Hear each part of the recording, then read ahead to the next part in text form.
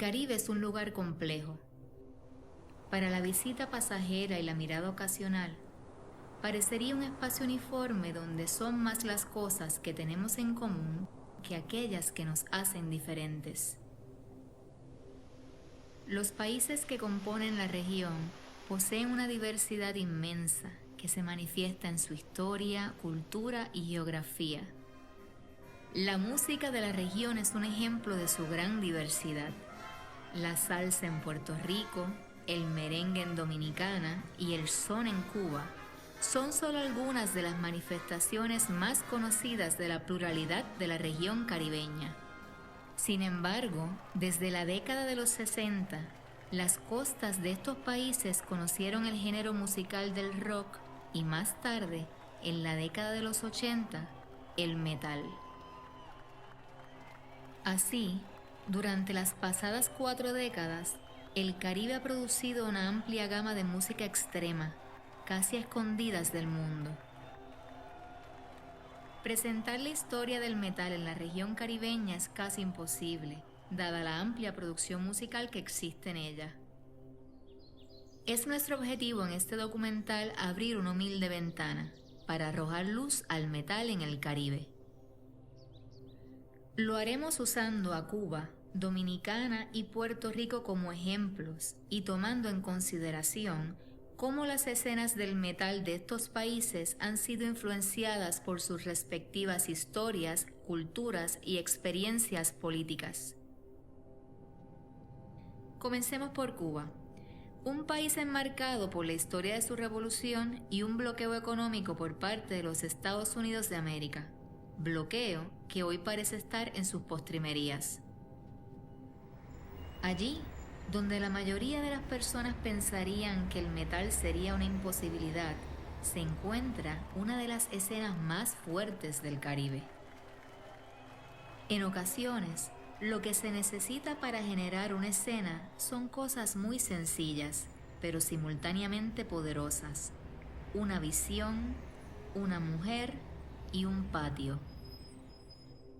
El Patio María fue un lugar casi mítico. Fue un lugar que, como decimos nosotros, se vivieron épocas gloriosas en el Patio María. El Patio María era como la meca en Cuba para todos los grupos de metal. Era un lugar donde todas las bandas de Cuba querían ir, querían tocar. Al principio creo que era una vez a la semana, después fue todos los fines de semana, después se hizo ya algo grande el Patio María. El Patio de María fue muy orgánico, yo pienso, desde los primeros momentos. En primer lugar, por tener un directivo como Mariaga Torno, una persona con un grado de humanismo elevadísimo, y que lo primero que entendió era que había un tipo de población que estaba muy marginada, y no necesariamente porque escuchaba rock. Patio María es una casa de cultura, donde se daban conciertos antes de muchas cosas, de música popular, de música de la comunidad, pero de pronto con María ella descubrió que había un mundo subterráneo de bandas rockeras, metaleras, que no tenían donde tocar. La cuestión es que yo empiezo a trabajar en una casa de cultura comunal, quiere decir una casa de cultura más pequeña. En Cuba existe el sistema de casas de cultura. Es decir, están las casas de cultura en todos los municipios de la isla, o en casi todos. Pero en aquellos municipios o áreas que son muy grandes, existe una dependencia que le llaman casa de cultura más pequeñita, que en aquel momento se llamaba comunal, porque atendía a un área más reducida del lugar donde estaba enclavada la casa más importante de ese municipio. Y ahí entré yo, en la casa de cultura Roberto Branly, del municipio Plaza de la Revolución, a trabajar como jefa del departamento de actividades, así de pretencioso, y no tenía nada. Pero bueno, organizaba las actividades culturales de esa zona para todos los grupos de edades, ¿no? Niños, jóvenes, adultos y tercera edad. Y estaba ahí medrando entre actividades muy aburridas, muy pesadas, muy gastadas ya. Y un día se apareció un grupo de jóvenes enloquecidos, que decían que tocaban música rock y que estaban ensayando en un parque. Y por supuesto aquellos ensayos terminaban casi que a palos y a pedradas porque los vecinos no podían entender aquel sonido. Y querían que yo les diera un espacio para ensayar dentro de la Casa de la Cultura. Y así empezó. Cuando llegamos al Patio María por primera vez, habíamos ido a conciertos, a varios conciertos, ¿no? En otros lugares, en otros muchos lugares. Pero el patio nos pareció de repente como fascinante, ¿verdad? Yo me deslumbré y me pareció como que una ventana que se abría, no era algo nuevo, algo que había que ayudar, que había que empujarse un poco, a calzarlos para que lo que ellos querían más o menos se pudiera bocetar. Y bueno, así empezó, dándole el espacio para que ensayaran y luego para que hicieran un ensayo con público, que no había ni sonido suficiente. Y ese fue el germen de todo, porque el inicio, ¿no? Porque esa noche se llenó aquello de una manera extraordinaria, casi que caminaban por las paredes. Fue un desborde de jóvenes que salieron, no sabía yo de dónde. Y entonces ahí fue que me di cuenta que existía todo un movimiento underground literal. Y que bueno, ¿qué cosa era eso? ¿De dónde salían? ¿Cómo era que había tanto público joven detrás de esa música, ¿no?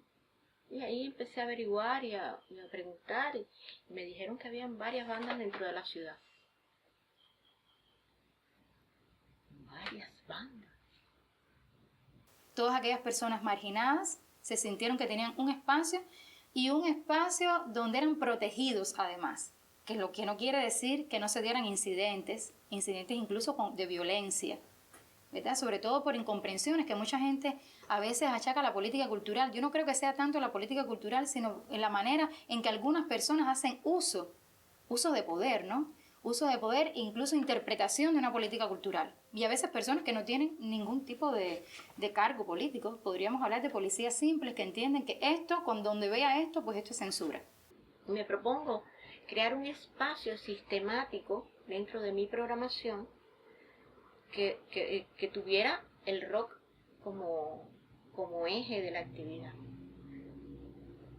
En esa primera reunión, cuando yo me paré así como una marciana salida de Plutón, no ya de Marte, de Plutón, más para allá, y les propongo mi idea, ¿no? de crear un espacio de rock, se rieron a mandíbula batiente, me dijeron loca. Bueno, pero ¿por qué? Y ellos mismos me cuentan que en la ciudad hacer un concierto de rock costaba casi que la vida, ¿no? Porque te podían aceptar, bueno, sí, vamos a hacer un concierto, ustedes vengan, qué sé yo, pero después te lo suspendían antes de tiempo, o a mitad de concierto venía la policía y lo suspendía. Bueno, siempre era un problema. Y cómo se me iba a ocurrir a mí hacer una actividad sistemática todos los sábados de rock. ¿Con qué? ¿Cómo? Y bueno, dije que ¿por qué no probar? Vamos a probar. Y entonces ahí en ese momento se organizó más o menos, aceptaron, pero convencidos de que aquello iba a ser la gran locura. Bueno, probemos una vez más, sin ninguna fe. El Patio de María serviría como el primer espacio de organización del metal en Cuba. Como era de esperarse, la recepción del espacio por los vecinos y el mismo gobierno no siempre fue positiva. María y su equipo tendrían que socializar a su contexto para que entendieran la función del patio. ¿Quién estaría allí? ¿Qué significaba esta música para el contexto cubano? Hasta los mismos amantes del metal necesitarían ser convencidos de la viabilidad del patio. Entender ese patio, con todos sus logros y desafíos, es acercarse a Cuba. No es exagerado decir que los cubanos han derramado sangre por su escena. Pero te podría decir incluso mucho más, que recuerdo un homenaje que le hicimos a María Gatorno, que asistió el jefe del sector de la policía de esa zona, y narró cómo María, una de las acciones que tuvo fue reunirse con él y explicarle qué era el rock, qué era lo que pasaba allí, por qué los muchachos bailaban de esa manera, que ese baile no significaba violencia ni que se estuvieran agrediendo, y todo lo que ella trataba de gestar y de emanar dentro de ese lugar. Y aquel señor cuenta cómo él salió tan impresionado que le explicó eso a todo su cuerpo de policías, y trató de que nunca le cambiaran a esos policías para que fueran ellos siempre los que atendieran a ese grupo de jóvenes, entendiendo de qué iba aquello. Y entonces vino el primer concierto, que se suspendió porque el transporte no llegó. Y era verdad, el transporte se rompió porque eran unos camiones viejísimos, que aquello era un desastre. Pero ni el público ni los músicos pudieron creer que aquella era una justificación honesta y válida. Pensaron que era lo mismo de siempre. Y yo juré, hincada de rodillas a todo aquel público que me abucheaba, que sí, que el sábado siguiente iba a haber concierto. Y el sábado siguiente cayó 17 de diciembre, que en Cuba es una fecha importante para todos los creyentes porque es el día de San Lázaro, donde está la famosa peregrinación al santuario. Y bueno, era como que no se sabía si aquello era mejor o peor. Y se dio el primer concierto, que terminó con sangre.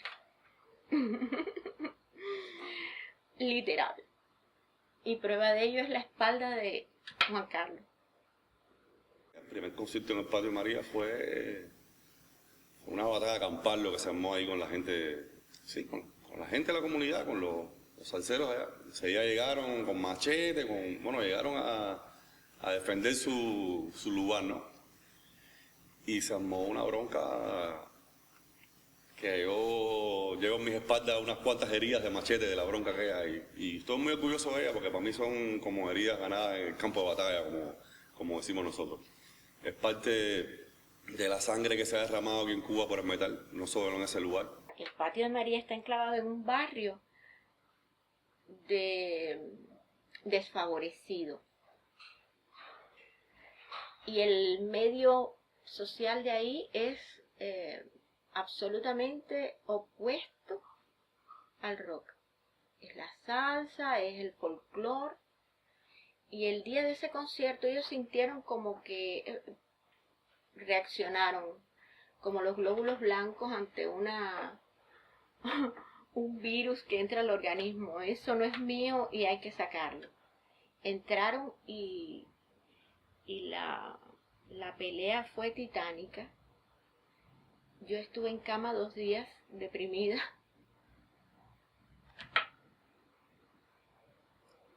Pero al otro sábado lo hicimos.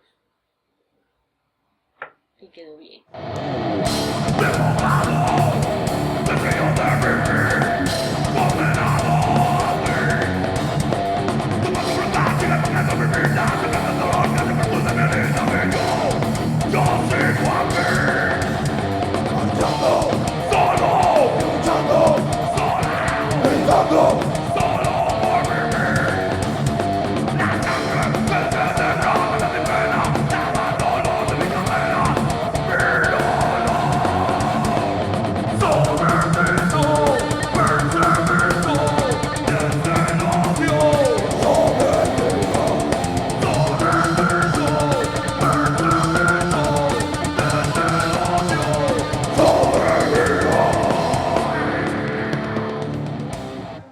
Tengo un compañero mío de la infancia que es el Colo, guitarrista actual de Combat Noise también. Y un día en un concierto de Zeus, recuerdo, en el Patio María, dijimos, coño, nosotros lo que deberíamos hacer una banda también. Como que nos inspiramos, ¿me entiendes? Eran los grupos que más funcionaban en esa época, eran Metal Oscuro, Zeus. Y cuando aquello, la movida era muy diferente a la de ahora, por supuesto. Empezaba el thrash metal, las bandas tocaban con mucha pasión. No digo que ahora no sea igual, ¿no? Pero antes era muy todo con mucha bomba, con mucho corazón. Habían menos posibilidades que ahora de hacer un grupo. Pero así todos dijimos, tenemos que hacer una banda, tenemos que sentirnos encima del escenario nosotros también como ellos, ¿no?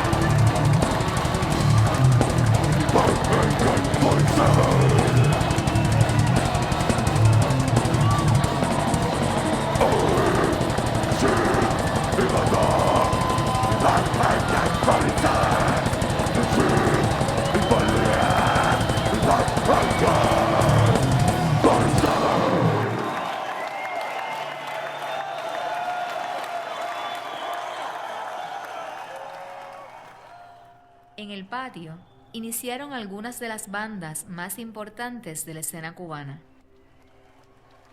Entre ellas se destacan bandas como Zeus, Metal Oscuro y Combat Noise, entre muchas otras. Sin embargo, la importancia del patio sobrepasa a las bandas que en él se gestaron. El patio logró visibilizar a los metaleros en Cuba. Estos jóvenes existían.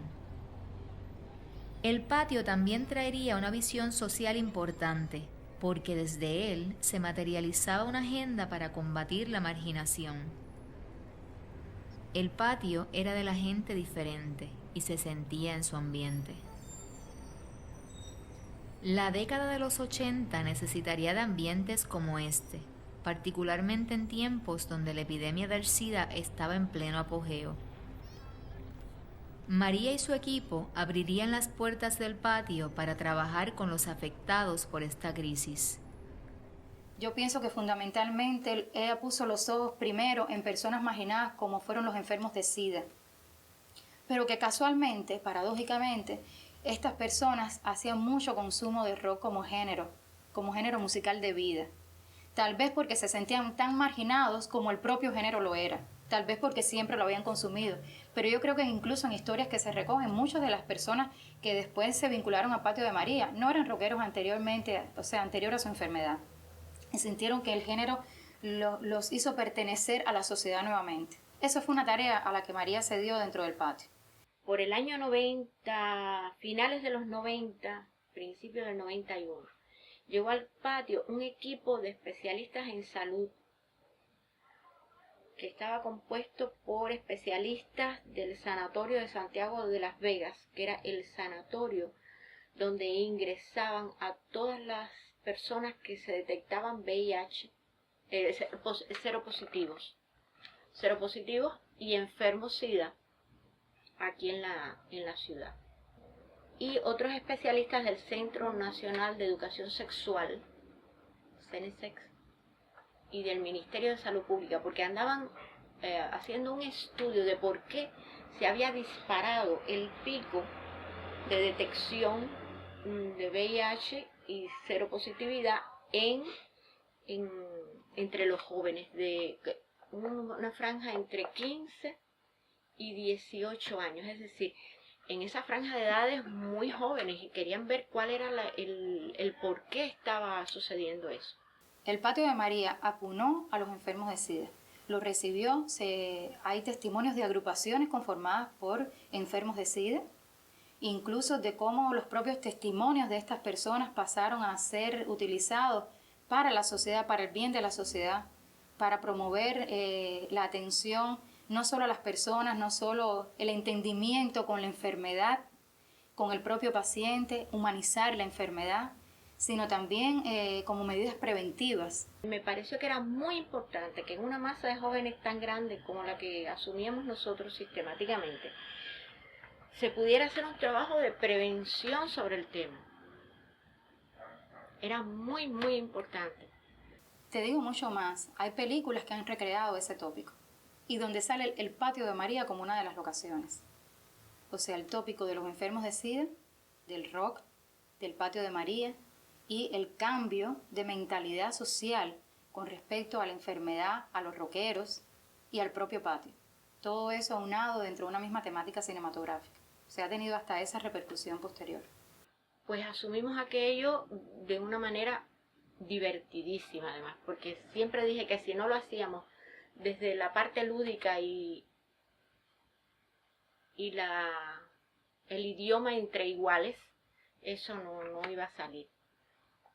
Y de ahí se generó un proyecto muy interesante que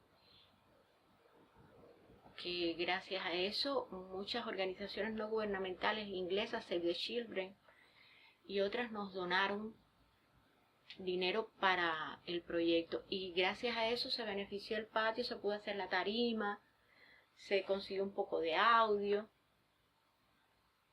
Fue bien bonito.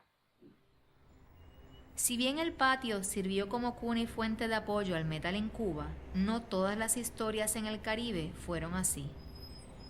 Por el contrario, el surgimiento del metal en Dominicana no contó con igual apoyo. Bandas como Cygnus guardan un importante sitial como primeros exponentes del metal en su país. Su participación en las famosas Olimpiadas del Rock puso al metal en el ojo público. Estas Olimpiadas eran una competencia de talento local que abrió espacio para bandas pesadas. Sin embargo, entender los orígenes de la música extrema en ese país requiere remontarse a una casa abandonada, que los locales llamaron el Metal House o la Casa del Metal. Todos los locales donde uno iba a tocar, nos fueron cerrando las puertas. Todos nos decían que no, y eso que uno le decía, no, nosotros tocamos rock, intentando a ver si ellos. ¿Qué pasó? Nada, le dijeron que no, todos nos dijeron que no, entonces tuvimos que buscar una solución. Y la solución apareció en lo que se llamó el Metal House. El Metal House se ganó ese nombre porque era una casa abandonada, donde había un grupo de jóvenes por ahí que ensayaban, y ellos fueron los que bautizaron como el Metal House. Pero al ser una casa abandonada, los indigentes vivían ahí, hacían sus necesidades ahí, no tenía sistema de luz eléctrica, no tenía ventana, no tenía puerta. Entonces esa casa, el rumor era que arriba tenía como un estudio, tenía un salón grande, y entonces había uno de los vecinos de ahí que dijo, sí, yo se lo alquilo, eso es de mi papá, que no sabemos si era verdad, pero él dijo que la alquilaba. El caso es que el primer concierto que se armó allá, que tocó Abaddon solamente, tuvimos que ir a limpiar mierda, a paliar mierda para poder tocar. ¿Por qué? Porque no podíamos tocar en ningún otro sitio. Hubo que, los cables que quedaban en la tubería abandonada, hubo que arrancarlos todos para poder encaramarse en el pote de luz, donde venía la electricidad, y poder conectarse ahí para poder conseguir energía eléctrica para esos conciertos. Y hubo uno de esos conciertos que cometimos el error, porque el primer concierto que se hizo ahí fue el mismo día que fuimos. Llevamos los cubos de agua, llevamos la paleadora, el escurridor, llevamos todo, y bueno, limpiamos y sacamos. Porque entonces lo peor era que los pedazos de blog, ¿verdad? Ahí era que se sentaban. Entonces cuando tú levantabas ese blog ahí era que te encontrabas con esa sorpresa así nauseabunda. Bueno, loco. El caso es que por el metal había que hacerlo eso. Y por eso el Metal House siempre ha quedado en la memoria de muchos fanáticos aquí de lo que lograron ir.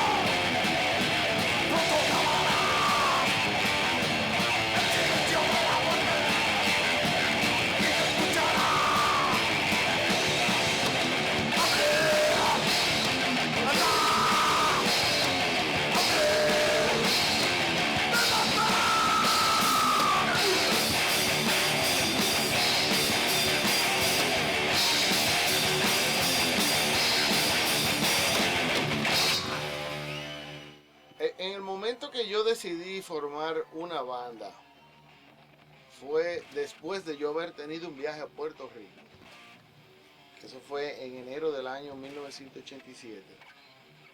Y me fui decidido a comprar una guitarra eléctrica y llevaba, qué sé yo, unos $150.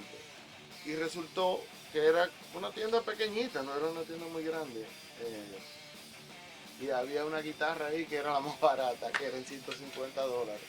Y entonces ahí fue que yo decidí comprarla y retornar a República Dominicana ya con la idea fija de hacer una banda. Y dije, bueno, tengo que buscar un nombre. Tengo que buscar un nombre que sea impactante, que sea relacionado en cierto aspecto con la música pesada, porque la música pesada, el heavy metal, siempre ha tenido esa simbología de calavera, de cadenas, de sangre, de cuernos, etc. Y entonces, aquí en la biblioteca de mi casa estaba el libro de Ernesto Sábato, que se llama Abaddon, el exterminador.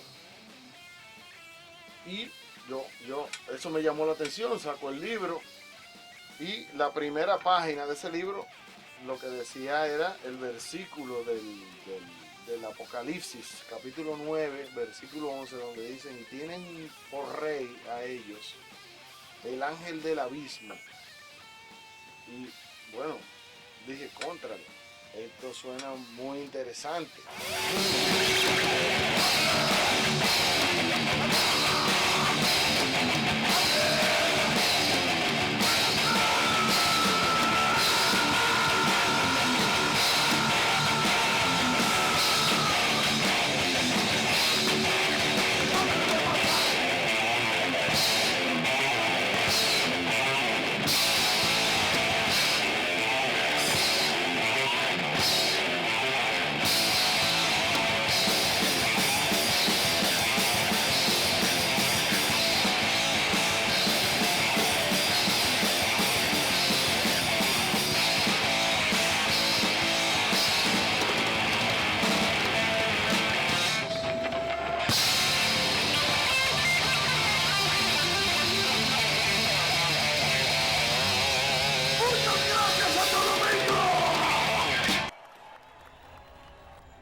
Los medios de comunicación en Dominicana no tardarían en prestar atención a las bandas extremas de la emergente escena. Su estética, lírica y presencia escénica preocuparían a una población altamente religiosa y conservadora. La prensa escrita fue particularmente cruel con los jóvenes metaleros, tildándoles de peligrosos y amenazantes a la fibra social del país. La sociedad dominicana, que vio el surgimiento del metal, aún experimentaba una visión de mundo anclada en las experiencias vividas durante la dictadura de Rafael Trujillo. Los metaleros se enfrentaron a un contexto hostil que usó de manera despiadada los medios de comunicación del país para promover discursos en contra del metal. El heavy metal en los 80s tuvo ese boom a nivel mundial. Aquí en nuestro país tuvimos la oportunidad de disfrutar la música un poco aislada, pero también hubo una forma como de contagio internacional a nivel de atacar lo que era el heavy metal. Los 80 en República Dominicana fueron una época muy, muy difícil en cuanto al movimiento metálico metalero, por la sencilla razón de que como nos comenzaron a señalar en los medios, en televisión, en el periódico, en las revistas, la policía. Nuestro país es un país religioso y tiende a mezclar mucho lo que es destruir sin investigar. Entonces, en nuestro país aquí hubo un ataque directo a lo que es el género sin saber lo que era. Llegó un momento, porque en ese momento era el gobierno del doctor Joaquín Balaguer, que fue mano derecha de Trujillo en un tiempo, y entonces venía con ese perfil de dictador, aunque no fue dictador per se, pero ya venía con una influencia de su juventud, y que trabajó con una persona que fue muy mano dura en República Dominicana, y obviamente todos los militares y la policía que trabajaban en ese gobierno comenzaban a ver a uno como un delincuente. Es tanto así que en un momento determinado yo tuve un encuentro con una patrulla policial que me detuvo porque yo tenía un brazalete que tenían pullita, que ni siquiera era muy grande, era algo de lo pequeño, que era lo único que podía conseguir. Y el hecho de mi detención fue que yo estaba portando un arma letal, a lo cual me lo encontré sumamente ilógico, pero entonces lo que pasa es que te detenían, entonces te decían, o lo entregas o te llevamos detenido a la cárcel. No a la cárcel, pero por lo menos el destacamento que estuviera cerca en ese momento. Y uno joven al fin adolescente, intimidado por esas personas que le decían en ese momento los cascos negros, porque usaban un casco negro y un uniforme gris y andaban siempre con su macana, para repartir, si era necesario, un macanazo a quien se le interpusiera en su labor policial. Y no solo fue a mí, a muchísimos de nosotros en esa época éramos intimidados por la policía, aún siendo personas de bien, porque lo que nos interesaba era solamente la música. Hubo una forma de chantaje y una publicidad barata y fea, horrible. Yo no sé cómo describirlo, porque yo cuando estaba viendo en la televisión programas que todavía están vigentes en nuestro país, que da vergüenza eso, de periodistas que han ganado premios, como que marcaban y no, vamos, este es el tema de ahora que tenemos de interés, vamos a hablar más del heavy metal, sin tener por lo menos una base de investigar. Vamos, ok, este es un género que ha sido atacado a nivel de intereses, porque el heavy metal te abre la mente, te pone a investigar, te pone a estudiar, te pone a decir, ve acá, esto no es solamente vamos a menear tal cosa, no. El heavy metal te da ese chance de decir, bueno, espérate, yo estoy aquí en este país y está pasando estas cosas, yo la puedo denunciar con mi música, a pesar de que sea violenta, la puedo denunciar. Toda esa crítica, Abaddon fue víctima de esas acusaciones.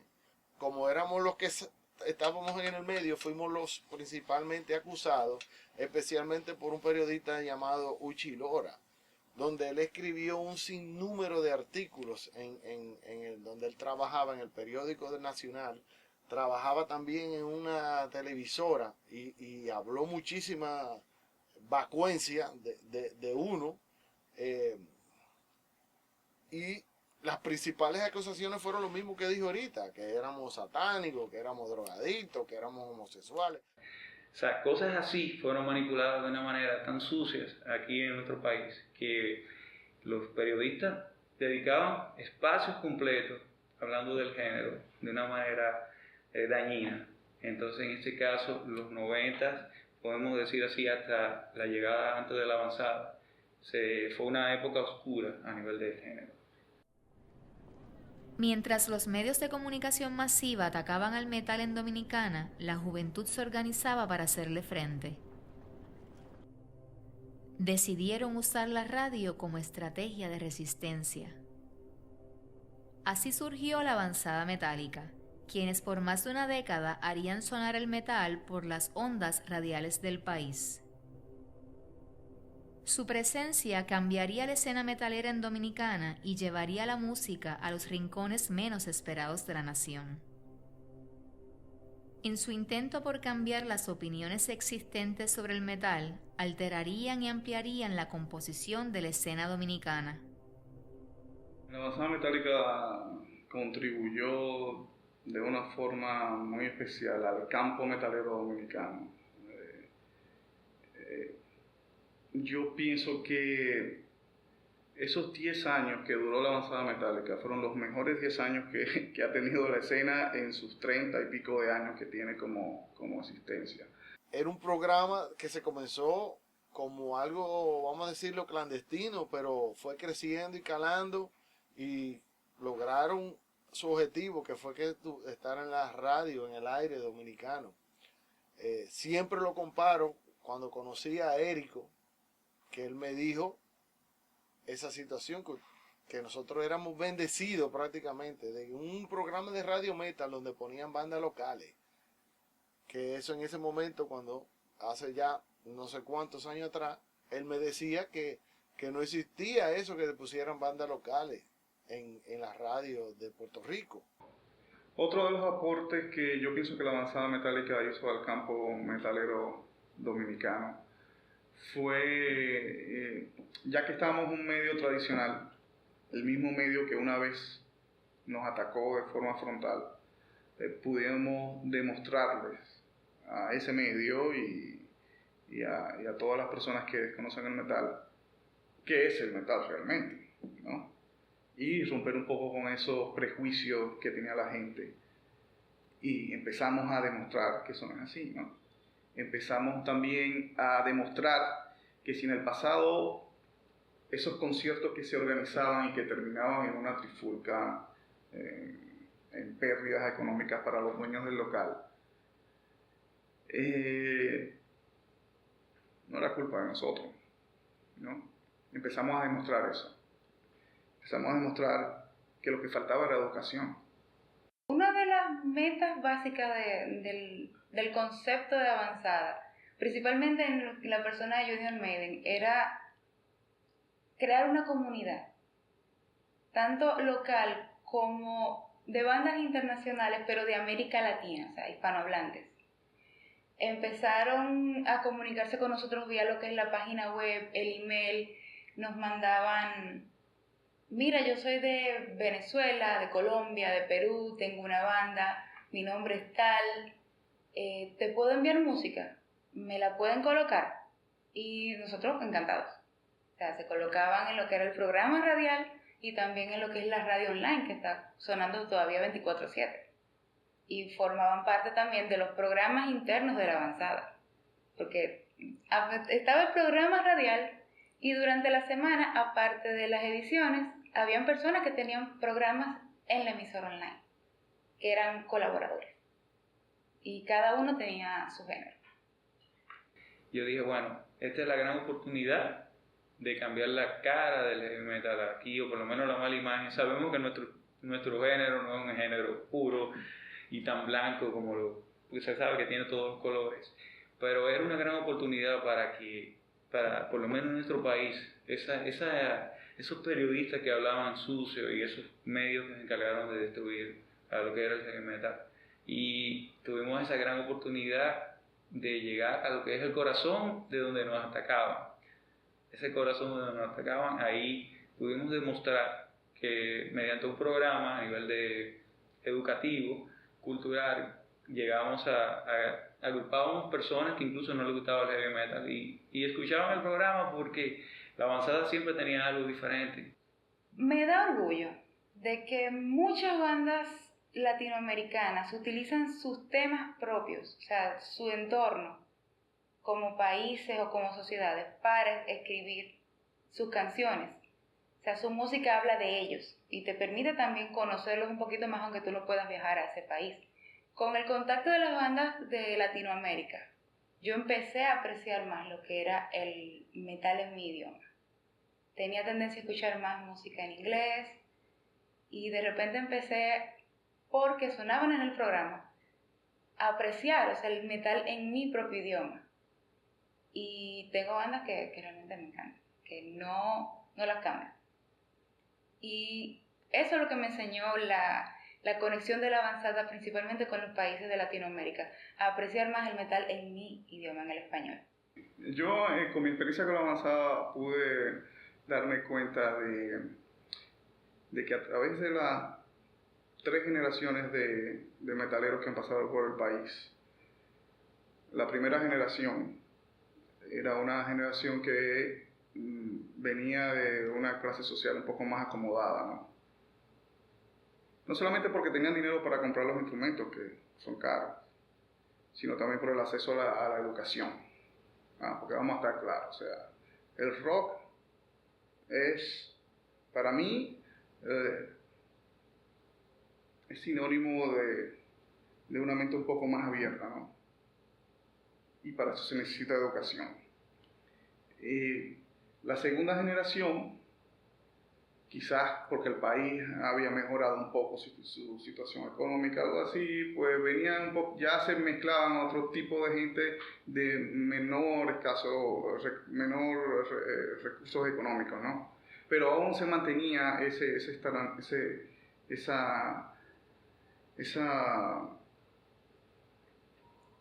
esa clase dominante económica, ¿no? Inclusive hasta en el color de la piel. Vamos. ¿No? Había más blanquitos que escuchaban metal que morenitos, ¿no? ¿Qué pasa en el año 2002 cuando llega la avanzada metálica? Empezamos a recibir llamadas de los barrios de la capital. Los Minas, los Alcarrizos, son poblaciones de muy escasos recursos.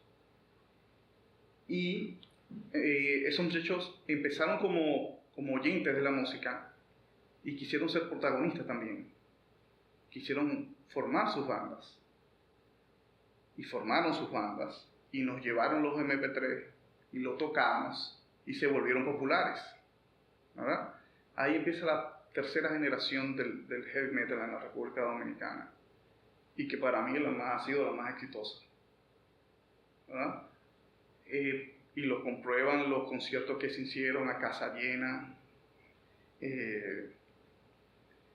las integraciones de muchas féminas que antes eran 2 o 3.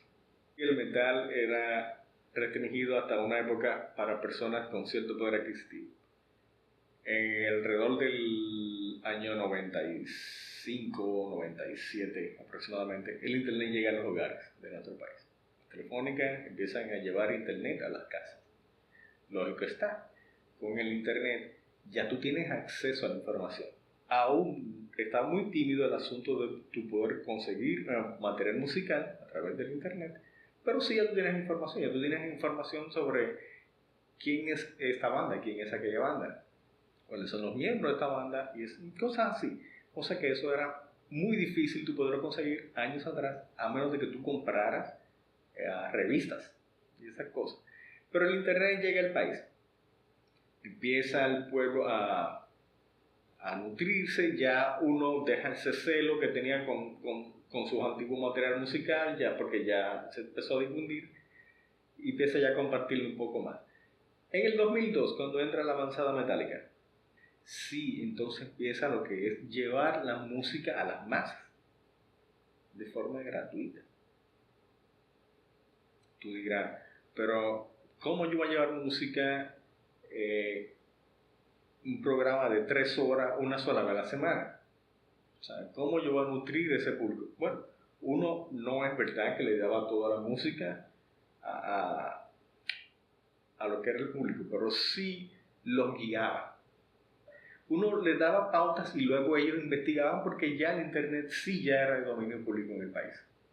O sea, ya hay muchas personas, cada día están adquiriendo más lo que es el servicio de internet, y podríamos decir que gracias al internet es donde ya el metal en nuestra isla ya era de fácil acceso.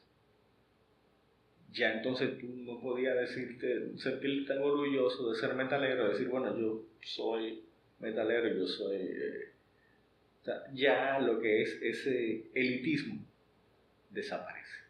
Inmediatamente entra lo que es el compartir, desaparece el elitismo de nuestro país. Los metaleros cubanos también enfrentaron marginación. Ya en la década de los 60, la música de los Beatles estaría prohibida como un intento de proteger la recién ganada Revolución Cubana. Este tipo de música sería interpretada como una invasión cultural que atentaba contra los principios básicos de la revolución. Aún en la década de los 80, la forma de vestir y los gustos musicales de los metaleros serían interpretados como afrentas al ideal revolucionario cubano. El metalero no cabía en la imagen del hombre nuevo que la revolución promovió como ideal para el ser humano. Los metaleros no parecían ser hombres nuevos. En Cuba se les conocería como los frikis. Los rockeros cubanos siempre han sido marginados y siempre se han sentido marginados. Lo que pasa es que hay que distinguir los diferentes tipos de marginación. Porque una marginación es la que puedes hacer por no entender un género, por ejemplo, y entonces no darle participación dentro de una cultura musical mucho más amplia.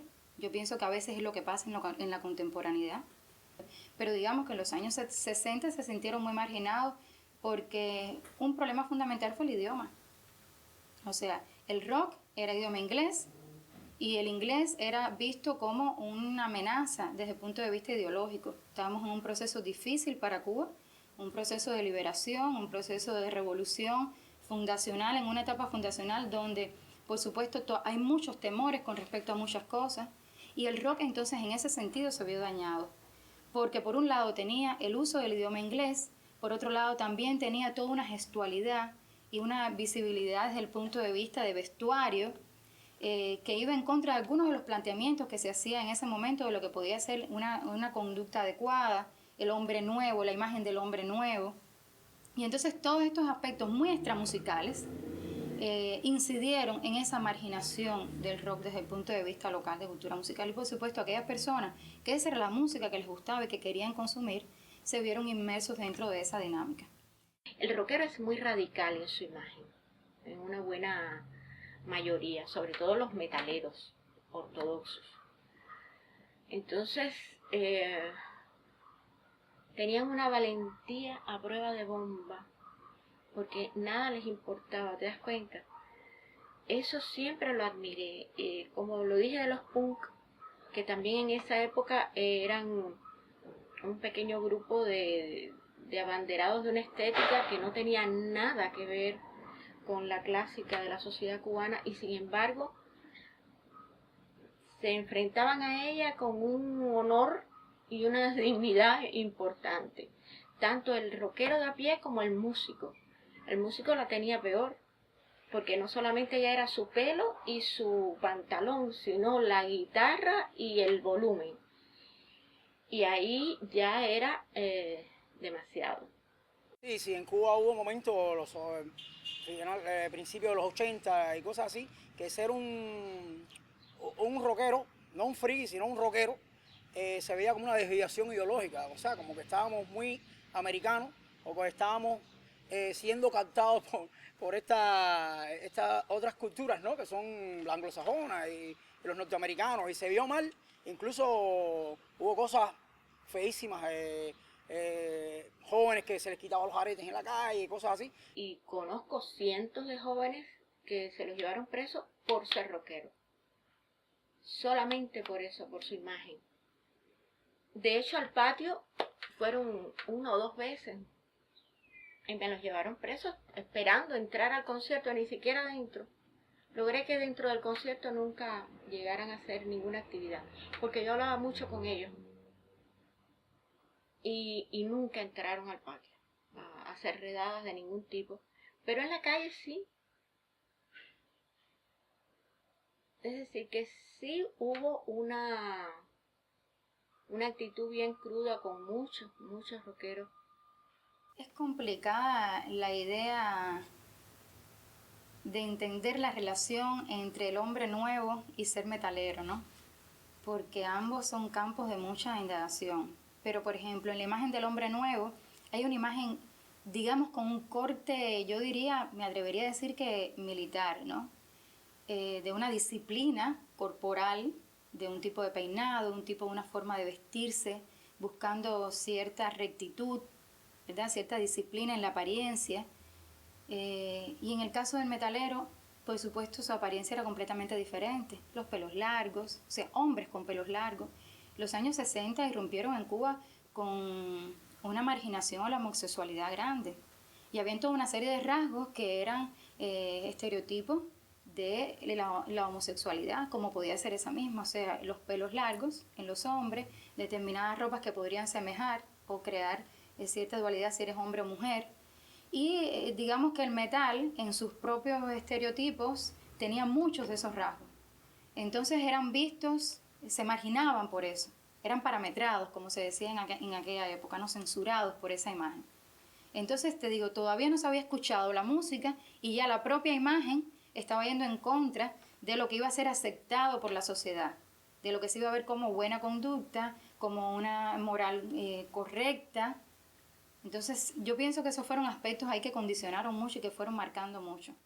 La sociedad cubana rechazaba mucho a los metaleros. Sí, para ellos éramos homosexuales, teníamos el pelo largo, éramos para la gente más recta, más no sé qué, éramos gente que éramos pro-yankee, que sí, siempre había, y entonces nos gritaban cosas por las calles, nos tiraban piedras, siempre teníamos problemas, siempre estábamos en broncas, en fajazones.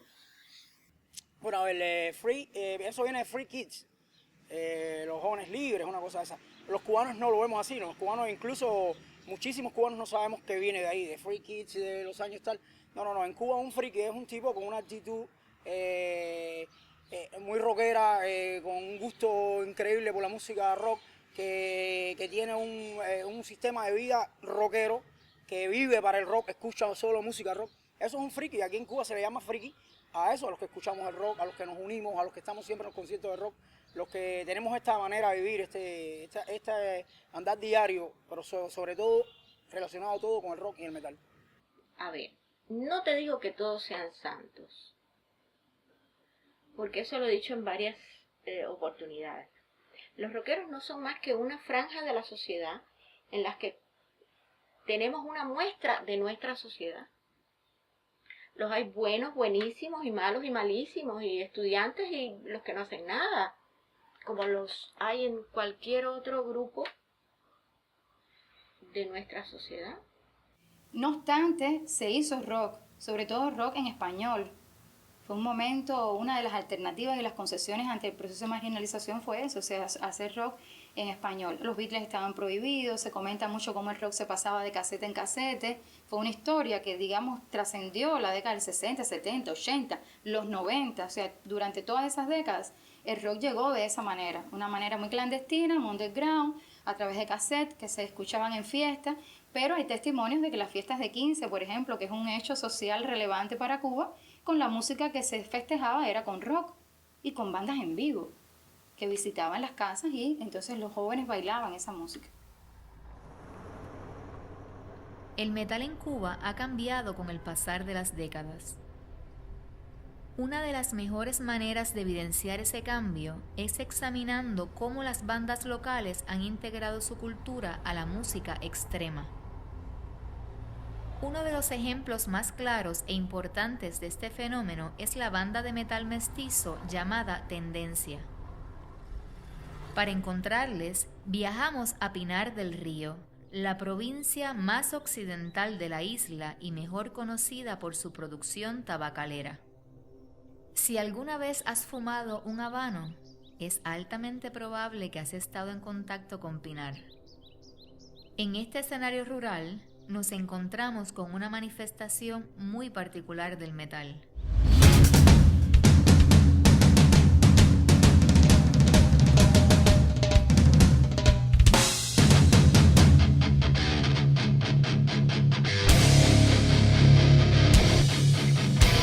Su sangre caliente, bebe a tu latido. Vivo mi cultura, a nadie le mendigo. Técnica intentado, tomados como perros. Tuvieron su respuesta, la correcta. Bebe a tu latino, bebe a tu latino, bebe a tu latino. Porque soy cubano, caca latino, caca latino, caca latino. Porque soy cubano. Porque soy la tumba que tumba. Porque soy latino, porque soy el diablo.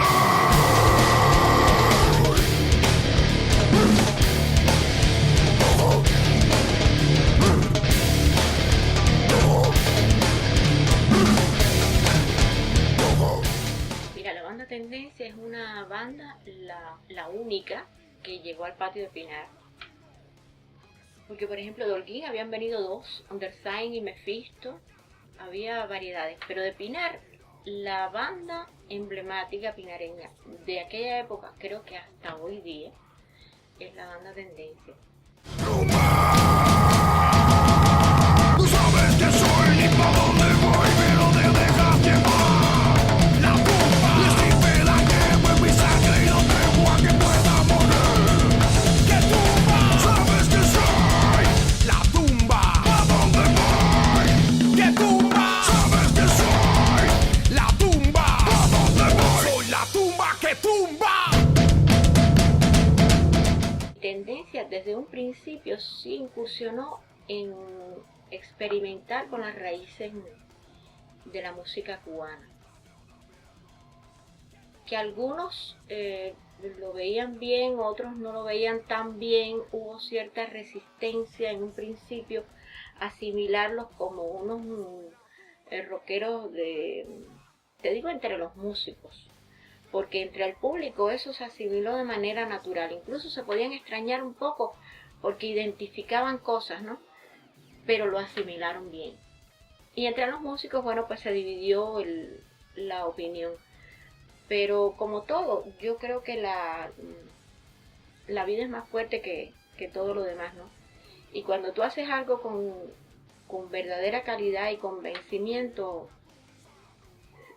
logras cosas. Y ellos lograron ese raro equilibrio que es integrar, no yuxtaponer. Pudiera luchar por mi idea hasta el fin porque sé lo que quiero. La tumba no existe en el mundo, nada que me haga asustarme o dar miedo. ¿Qué tumba? Sabes que soy la tumba. ¿A dónde voy? ¿Qué tumba? Sabes que soy la tumba. ¿A dónde voy? Soy la tumba que tumba y tumba. ¿Qué tumba? La maquiribacatumba. Soy la tumba. Cutiricutamba. Yo creo que nosotros hemos asumido ser cubanos y aportar a la cultura nacional desde esa idea, desde la idea de la crítica social honesta, de la idea de que no hace falta en nuestro pensamiento al menos, ¿no? En nuestras canciones poner una cosa explícita de la revolución. Nosotros hacemos revolución criticando también las cosas malas que pasan Nosotros también hacemos revolución cuando rescatamos determinados ritmos que nadie puso en otro lugar que no fuera el son, la salsa, y lo ponemos en el metal. Es decir, es nuestro aporte, nuestro granito de arena.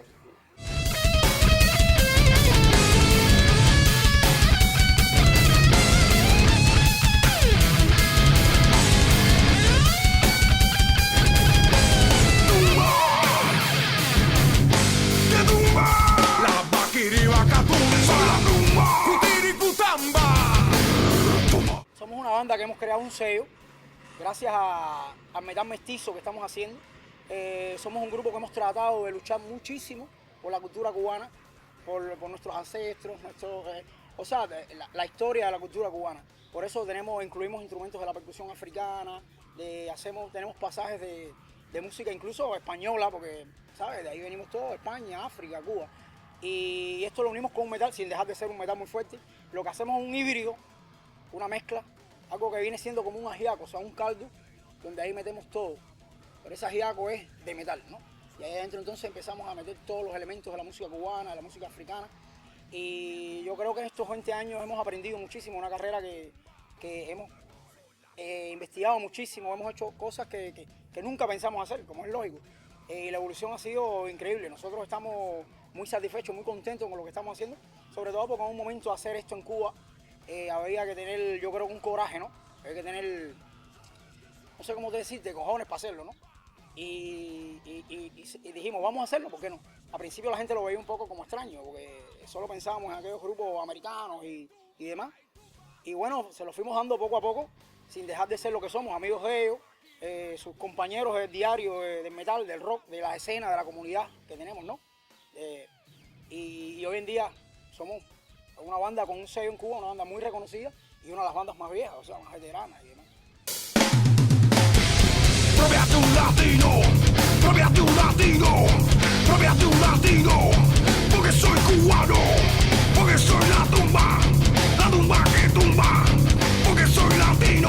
La tendencia también ha representado ser un puente solidario para otras bandas, para estar con nosotros acá en Cuba, y al mismo tiempo cuando compartimos con otras agrupaciones, tanto en el exterior y en Cuba también, nosotros nos relacionamos con las personas de una forma muy natural, muy amistosa, y eso es precisamente el fin como funcionamiento de una solidaridad innata, ¿no? Que nos llega por nuestras propias venas. Es una cosa que no para nada es forzoso y lo hacemos de una forma muy natural. Yo creo que eso es el elemento más importante para que hayamos podido estar todos estos años juntos. Nosotros pensamos que cada cual tiene una importancia muy fuerte en cada uno de los objetivos que nos planteamos, y yo creo que esa es la llave de esa puerta que se llama Tendencia. Porque soy el diablo.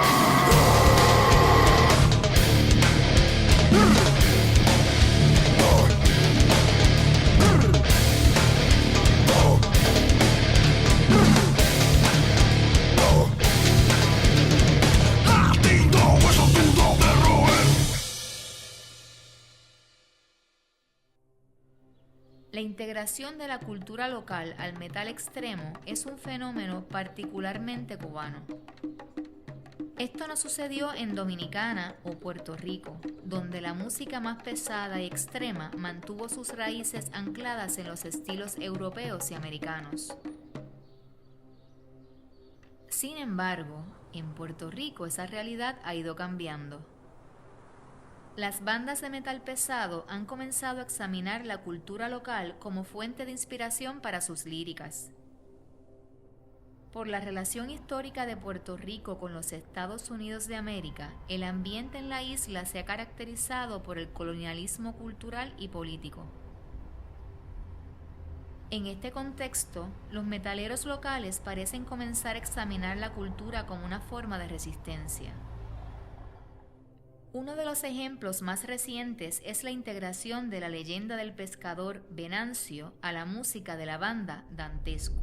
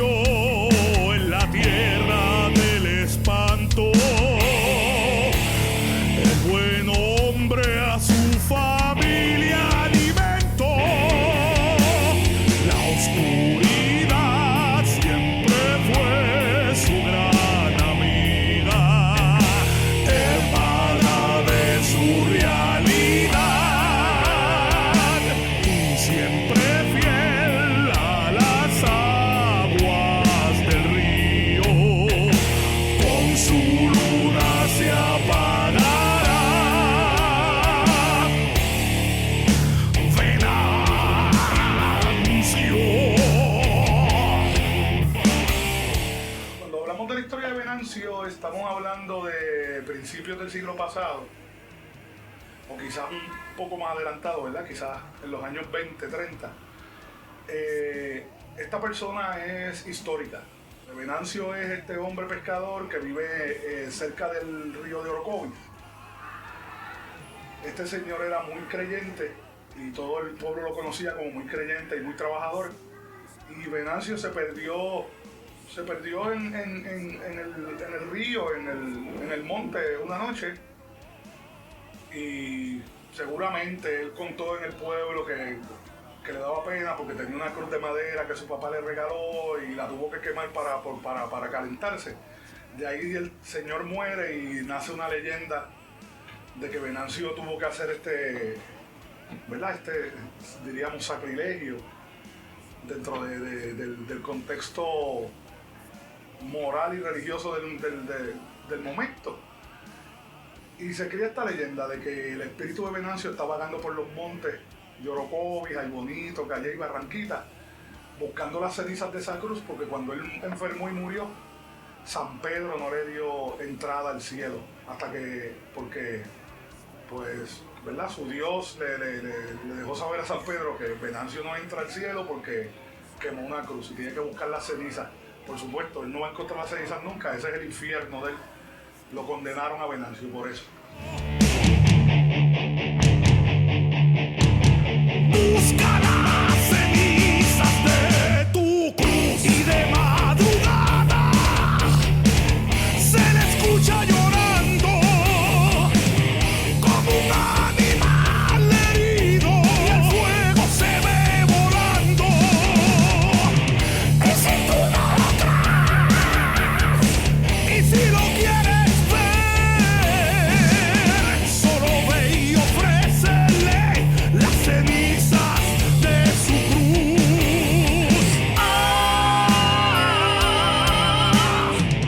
Yo te podría decir que desde pequeño yo estoy viviendo con eso. A mí, mi mamá, mis abuelos, se iba la luz en tiempos de tormenta o cuando se llevaban la luz, y junto con el pedacito de pan con chocolate y queso de bola venían estas historias como la de Venancio, y era para que los muchachitos durmiéramos con miedo. Y desde pequeño estamos viendo esto. Ya muchacho, uno hablaba con los señores mayores del pueblo y tú no sabes la infinidad de señores que han dicho, sí, a mí me salió en el monte, porque, ¿verdad? Los urban legends, como decimos, pues le damos fuerza y se convierten en este tipo de egrégoras que la gente termina viendo. Así son las creencias y como la fe. Aquí están tus cenizas.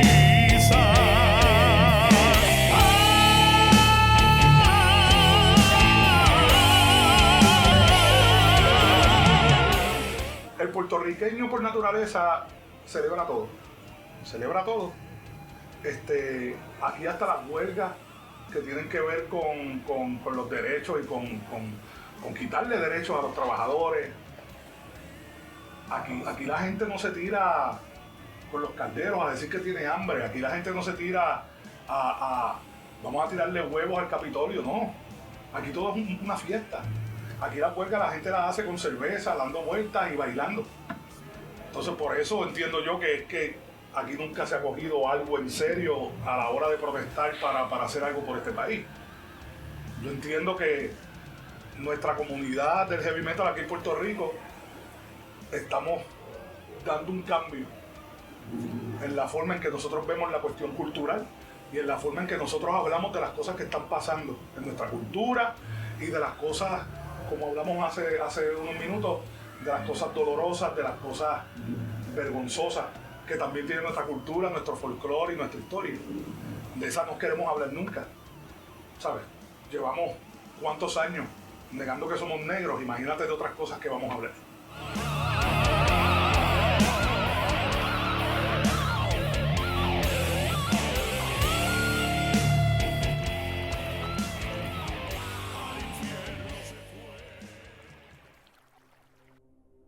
Una de las integraciones más interesantes de la cultura local a la música extrema hecha en Puerto Rico está ligada al subgénero del black metal, un estilo musical íntimamente relacionado al norte de Europa.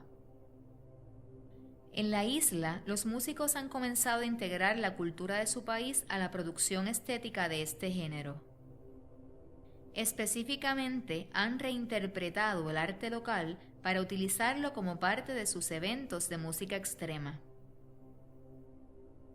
Además, han examinado cómo las pinturas de artistas históricos en Puerto Rico utilizan la morbosidad como tema central, atándolas así a la estética del black metal internacional.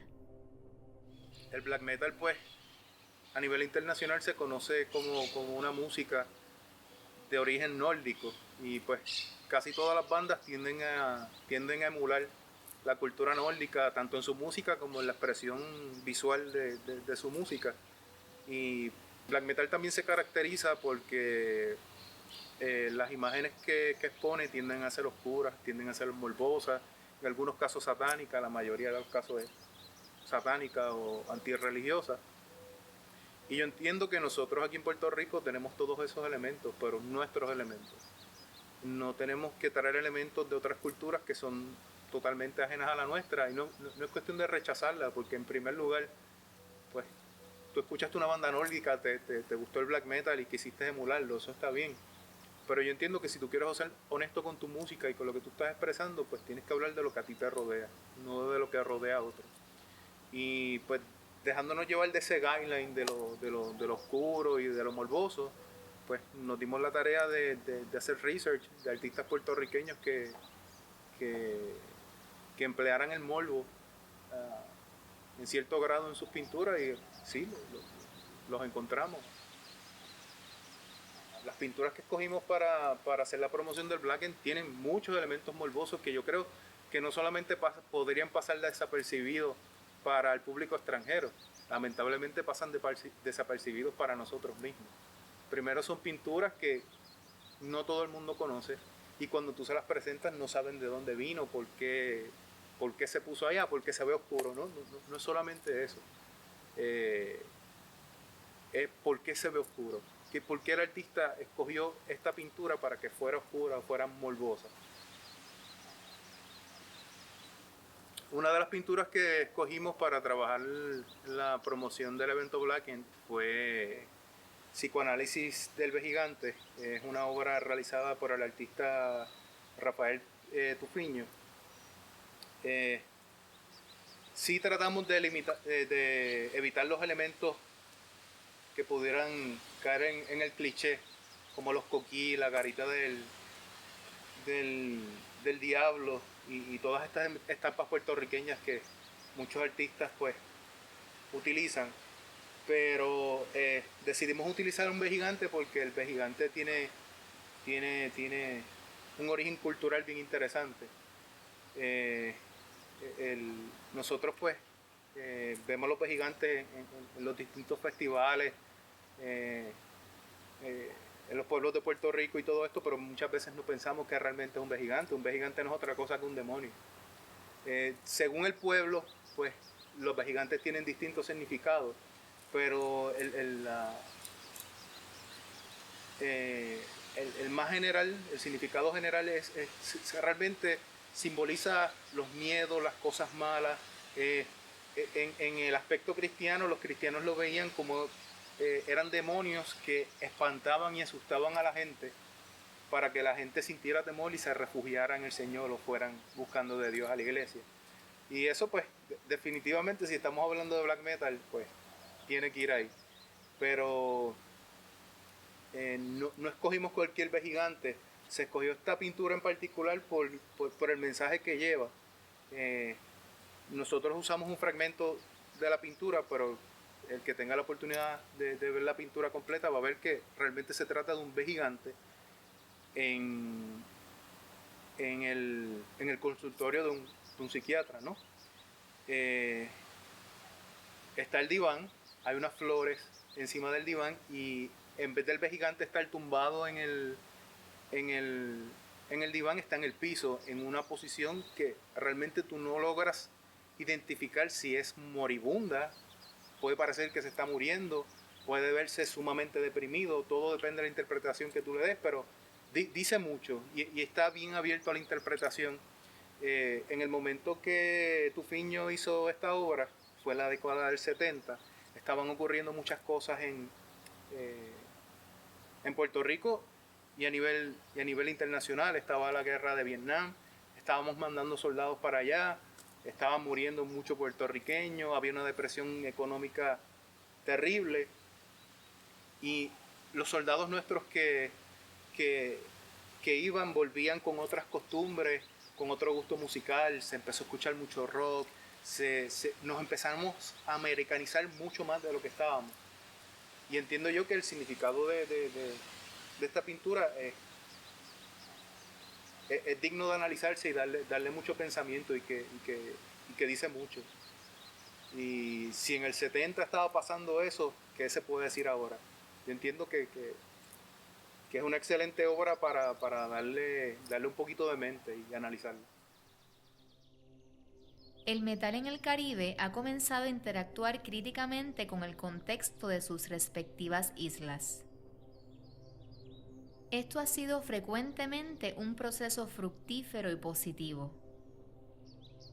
Sin embargo, es imposible interactuar con el contexto local y salir ileso en el proceso.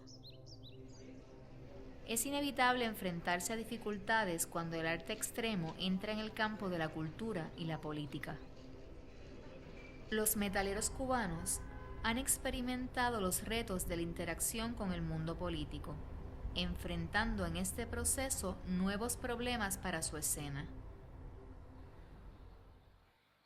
A ver, ¿qué te digo? Hablar de eso siempre me duele, porque fue una cosa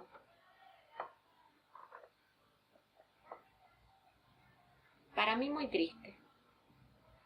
El Patio María Sierra, pienso yo, porque sí, fueron las excusas que se nos dieron, ¿no? Que decían que había mucha droga, que había mucho problema, que había demasiada presencia de gente extraña, como nos llamaban a nosotros en esa época, por las calles alrededor del Patio María. Y el Patio María no daba abasto, ¿no? El lugar ya se repletaba completamente y no solo el Patio María, los dos escenarios que tenía adentro, sino también se llenaba la acera, la calle y toda la avenida que estaba alrededor, estaba cerca, ¿no? Y esas otras cosas tal vez fueron sobre las que se pusieron los ojos. Digamos, consumo de droga. Hubo, como lo hubo en muchos otros lugares que no eran tan visibles. Lo que pasa es que al unirse esos dos elementos, ¿verdad? Rock, personas marginadas por una serie de estereotipos y además consumo, aunque sean una o dos personas en un grupo más pequeño, pues sencillamente se homogeniza toda esa escena. Y yo pienso, aunque eso no está escrito en ningún lugar, ni nunca tampoco se lo he oído decir a nadie así categóricamente, pero sí por los comentarios de los miembros de la escena, que eso fue una de las razones por la que el Patio de María desaparece. La droga en el patio, primero que no todos la consumían, eran pequeños grupos. Y esa droga de la que tanto se habla es la mezcla de psicotrópicos con alcohol, porque ningún joven rockero tenía dinero para tener acceso a ninguna de las clásicas drogas dramáticamente horrorosas que hay en el mundo, que hacen tanto daño. Ellos, los que estaban enganchados, consumían pastillas con alcohol, pastillas parquisonil, el otro, esa gama terrible, ¿no? Que también es horrorosa, pero para eso estuvimos trabajando tanto tiempo. Y la información que yo recibí y la que más o menos en mis investigaciones he podido siempre sacar, aunque a veces lo que la gente recuerda, la memoria histórica también se concentra en hechos muy personales, es que fue un cierre bastante abrupto, incluso abrupto para la propia María. O sea, lo sorprendió a todos, lo sorprendió a los rockeros, la sorprendió a ella también. El día que me informan que me iban a decir que ya yo no iba a seguir en el patio, en esa reunión, la directora provincial me llevó para su oficina antes de la reunión y en ese momento allí me lo comunicó. Colapsé. Que fíjate, si tiene que haber sido así, que yo creo que María entró en una etapa de silenciamiento profundo durante muchos años. O sea, de dolor, porque fue un espacio creado, gestado y, ¿cómo decir?, atendido, ¿no? Por ella durante muchos años. Y entonces ese cierre así los dejó a todos sin casa. los dejó a ella sin hijos y los dejó a ellos sin cobija, ¿no? Entonces, por eso te digo que creo, o sea, hay otras historias alrededor de eso, de que no fue tan abrupto, de que fue poco a poco, pero yo pienso que hay poco a poco que son bastante abruptos y que fue esa la forma en que se dio. Creo firmemente que eso fue bueno. El cierre del patio fue estupendo para el movimiento rock, o paradoja. Y mira lo que te voy a decir. Si hubiéramos seguido en el patio, nos hubiéramos ido en fade. A ver si me hago entender. No había con qué, no había cómo. Cada vez iban a ser más difíciles las condiciones materiales y físicas. Y eso hubiera desaparecido, o se hubiera convertido en algo mucho más triste, ¿no? De haber continuado en ese estatus. Cerraron el patio, desapareció el patio, y ese hueco fue tan grande y tan importante que de alguna manera obligó a que surgiera el Maxim Rock. Sin el cierre del patio no hubiera habido una agencia cubana de rock. Nunca. Nunca. Los frikis en Cuba no se darían por vencidos. Sus reclamos llevarían al gobierno a inaugurar la Agencia Cubana del Rock, que fungiría como una entidad de apoyo a las bandas de metal en la isla. Las bandas pasarían por un proceso formal de profesionalización para recibir apoyo del Estado. Su nuevo hogar, el Maxim Rock, sería un teatro exclusivo para el metal bajo la dirección de la misma comunidad. Este logro no estaría libre de desafíos y contradicciones. Quedaría una pregunta por atender. ¿Qué nuevas tensiones se abrirían para el metal en una colaboración tan cercana con el Estado? En los años 90, a finales de los años 90, se implementan nuevas estrategias dentro de la política cultural cubana. Y se lleva a cabo un proceso que se le llamó proceso de profesionalización, que consistió en hacer profesionales a músicos que venían de un sector aficionado para que pudiesen ganar un salario, percibir un salario por el trabajo que hacían. En ese caso entraron los raperos, los reggaetoneros, los rockeros, los vocalistas de bandas de música popular que tal vez no habían estudiado en academia. Todos esos pasaron por proceso de profesionalización, aunque es un proceso que abarca también a músicos profesionales, un poco para ir siguiendo el desarrollo y la evolución y calificando, ¿no?, el desarrollo y la evolución de estos músicos. En el caso de rock, se crea la Agencia Cubana de Rock. Esto fue por el año 1998 más o menos, aunque ya se venía gestando desde antes. ¿En qué consiste el proceso de profesionalización para el caso del rock, aunque es común a los demás? Se crean tribunales formados por músicos profesionales de diferentes géneros, no necesariamente rock. Yo diría que en sus inicios prácticamente no había ningún rockero, porque casi ninguno era profesional. Y estos tribunales someten a audición a las bandas. Por supuesto, no todas las bandas tienen la posibilidad de llegar a una audición. Estas bandas tienen que estar avaladas por una trayectoria artística dentro de los festivales de la Asociación Hermanos Saiz, dentro de determinados conciertos que se gestaran localmente, o sea, toda la historia de ellos, un repertorio en activo, y después de eso, que ganan un aval por parte de determinadas instituciones, entonces esos grupos son los que se les permite hacer la audición, una serie de temas tienen que tocar, y ese tribunal pues decide si ese grupo está preparado para enfrentar una carrera como profesionales, para enfrentar un escenario desde el punto de vista profesional, que puede ser tanto para un público rockero como para otro tipo de acto, y por tanto su nivel musical debe ser un nivel musical alto, técnicamente, estilísticamente, etc. Cuando cerraron el Patio María, hubo como un impasse, ¿no? Hubo varios años donde los conciertos eran más aislados, donde en otros lugares, ¿no? Pero de repente no teníamos una sede, es decir, un lugar donde poder dar conciertos. Entonces, bueno, conseguimos el Maxim Rock, es decir, conseguimos que el ministro de Cultura nos diera el Maxim Rock, que era un cine que estaba destruido, conseguimos que pusiera presupuesto, que lo levantaran, que lo hicieran una buena sala para hacer conciertos de metal. Cuando aquello también tuvimos la suerte de que él tuviera la delicadeza de dejar que nosotros mismos, es decir, que el movimiento metalero, cuando hablo del movimiento metalero hablo de las bandas, de los promotores de conciertos, los editores de fanzines, todo, que nos reuníamos siempre en las reuniones de la HS a exigir, ¿no?, que nos dieran una plaza. Pues el ministro tuvo la delicadeza de dejar que los trabajadores en Malsin fueran metaleros todos.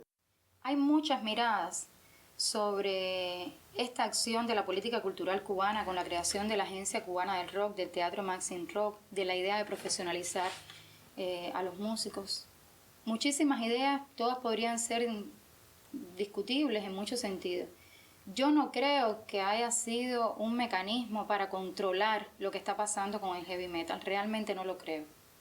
Yo pienso que partió de una demanda colectiva por parte de los músicos, una visibilidad fuerte del género. Pienso que influyó mucho la Asociación Hermanos Ahí, que es esta institución que se dedica a aunar al movimiento aficionado cubano.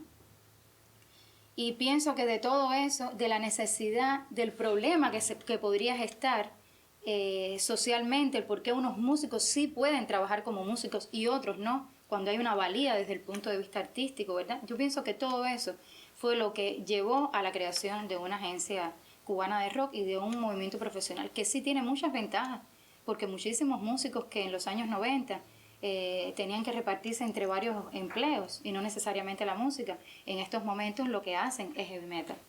Y son reconocidos además dentro de un campo académico en el que anteriormente no eran ni siquiera visibles. Y así nos dieron el Maxim Rock. Todo parecía ir sobre ruedas hasta que creo que fue, 2010 más o menos. Se quedaron 5 bandas de metal, de las mejores bandas de metal del país, que eran de aquí a la capital, se quedaron en Estados Unidos, un viaje que dieron.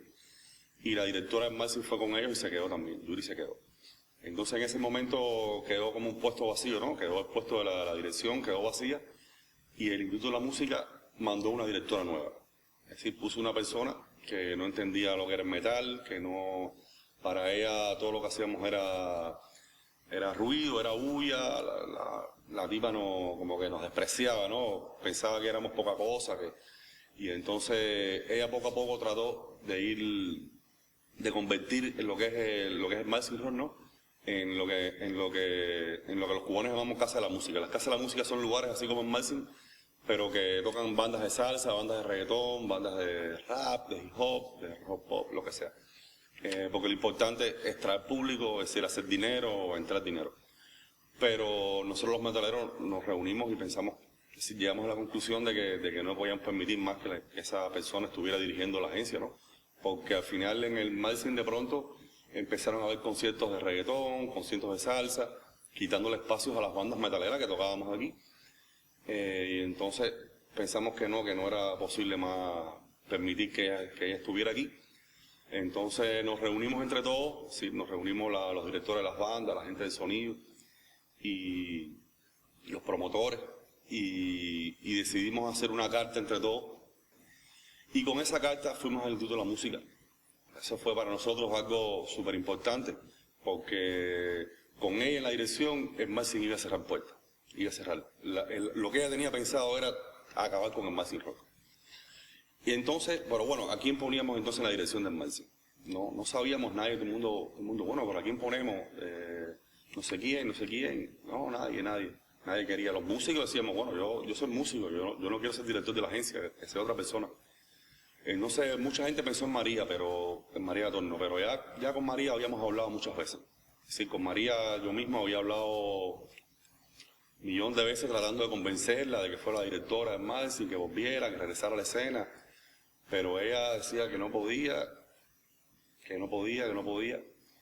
Y pensamos que no iba a resultar. Pero dijimos, bueno, de todas maneras vamos todos para allá, ya que estamos aquí, vamos todos a casa María a hablar con ella. Fuimos como 15 gente, todos metaleros, rockeros, no sé qué, los directores de los grupos. Llegamos ahí, María no estaba, pero hasta que la vimos venir así por la calle, venía que parecía el ángel de la muerte caminando así. Y entonces estuvimos como casi 2 horas tratando de convencerle en su casa. hasta que al final ella dijo que sí, dijo que iba. Y nosotros lo vimos como el sacrificio de una madre por sus hijos. Así fue como lo vimos todo, como que ella no podía, pero que lo hizo, como que no tenía fuerza, pero dijo, pero lo voy a hacer. Y vino Marcin y bueno, todos le dimos la bienvenida y de lo más contento con ella. En realidad era la persona que se lo merecía y la que todos necesitábamos que estuviera ahí. El reto más grande que tiene el Maxim y la agencia como tal, porque el Maxim es la sala de presentación. La agencia cubana de rock, el reto máximo que tiene en estos momentos, para mí, en estos momentos no, desde hace mucho tiempo, a la vez que surgió, dije, si hacen la agencia, ese es el primer camino que deben tomar. Abrir una cuña del rock cubano en el rock latinoamericano, por lo menos en el caribeño inicial. Y ya después, ni Estados Unidos ni Europa, que aunque haya calidad como para estar allá, esos no son mercados en los que hay fuerza ni potencia como para penetrar. Yo creo que debemos empezar por casa. El Caribe primero. Y luego, Cono Sur. Los monstruos por allá abajo, los argentinos, los brasileños, los chilenos. Y así, entre todos, quizás si se pudiera hacer algo grande, pero yo siempre he pensado que pasito a pasito. El sueño caribeño para el metal extremo del cual nos habla María ha existido hasta hoy solo como una idea.